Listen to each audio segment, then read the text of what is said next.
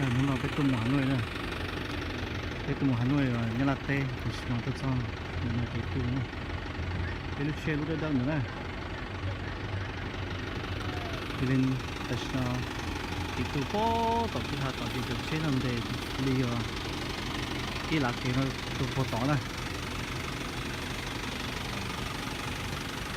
cái trong tảng này, là của nó cho gì xếp lá họ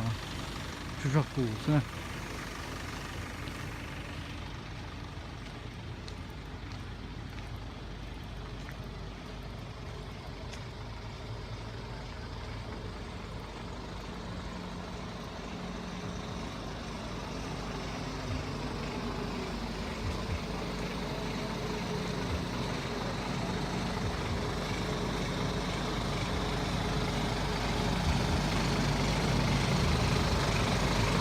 Thế nó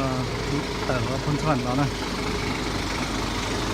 cần thể nó phải vinh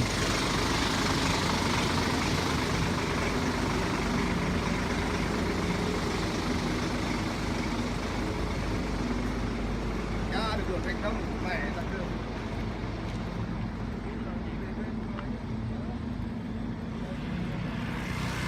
còn trong chỗ một số này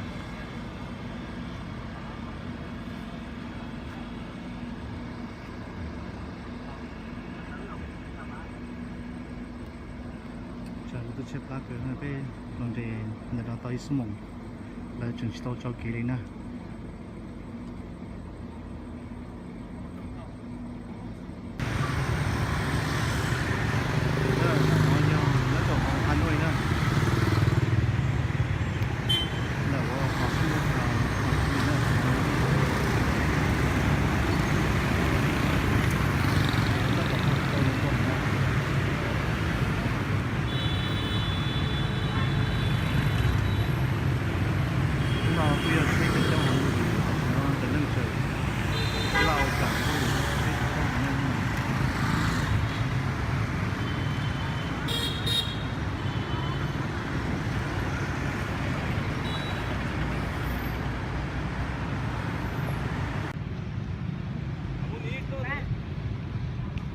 Nó do Hồ Chí Minh luôn giá nè, luôn ở trong đây, luôn ở cho tổng luôn là đi cho bên đây của tất cả là phụ của nó. Thì lúc trước nó do có một cái linh là chuột thi sân đầu sư cho nên sẽ được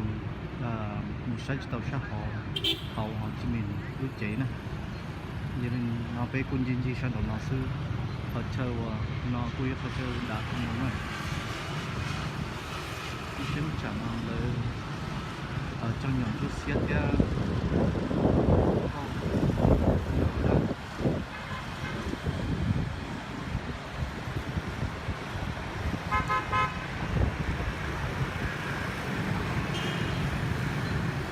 chắc cũng ta nữa ta chọn này, mà họ môn đông đầu nè, môn đông đầu thì bác sĩ họ ai chọn đông nó xứ.